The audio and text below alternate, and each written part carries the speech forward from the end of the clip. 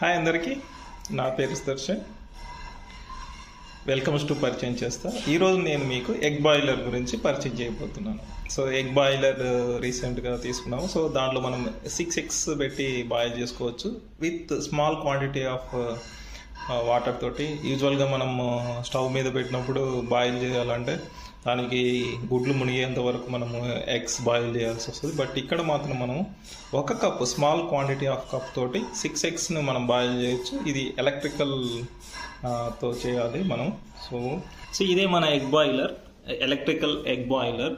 So ఇది automatic of and on ఉంటుంది. దీంట్లో మనం ఎట్ ఏ టైము 6 eggsని ఉడకబెట్టచ్చు. సో దీనికి కావాల్సిన క్వాంటిటీ ఎన్ని ml అంటే, సో మనకు ఈ చిన్న కప్పుతో చూసారా, ఈ చిన్న కప్పుతోని వాటర్ వేసుకుంటే లోపల ఉన్న 6 eggs విత్ ఇన్ మినిట్స్లో మనకు బాయిల్ అయ్యి రెడీ అయిపోతాయి. సో మనం ఆల్రెడీ ఇప్పుడు బాయిల్ వాటర్ పోసాము, ఈ కప్పుతోటి వాటర్ పోసాము, ప్లస్ 2 eggs పెట్టాము, దెన్ బాయిల్ చేస్తుంది. సో ఇది నేను పెట్టి ఇది ఒక 1 minute బిఫోర్ ఇది స్టార్ట్ చేశాను. సో దెన్ వన్స్ ఇది కంప్లీట్ అయిన తర్వాత మళ్ళీ మనము చెక్ చేద్దాం. సో ఈ ఎగ్ బాయిలర్లో మనకు ఇలా ఉంటుంది. మనకు కింద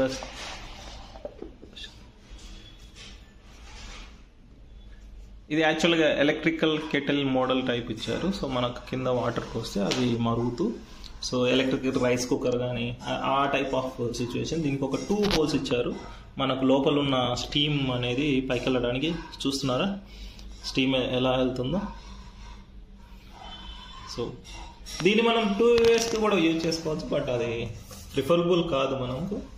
నార్మల్గా మీకు నేను దీన్ని చూస్తుంటే నాకు ఈ ఆవిరి బయటకు వస్తుంటే నాకు తెలిసి ఆవిరి పెట్టుకొని మనం ఫేషియల్స్ కోసం ట్రై చేస్తాం కదా, సో అలా కూడా దీన్ని యూజ్ చేసుకోవచ్చు.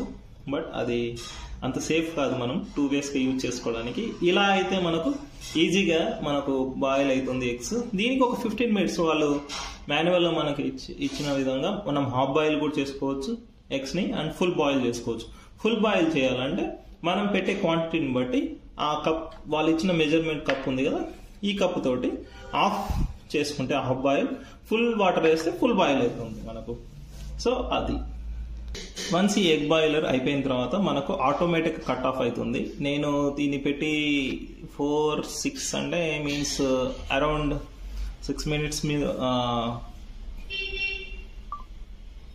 10 minutes ముందు పెట్టాను. 10 minutes అయిపోయిన తర్వాత ఆటోమేటిక్గా కట్ ఆఫ్ అయిపోయింది. సో ఇది స్టీమ్ అంత కట్ అయిపోయిన తర్వాత ఇది లోపల ఇంకా ఉడుకుతూ ఉంటుంది. సో దాని హీట్ అనేది ఇంకా ఉంటుంది కాబట్టి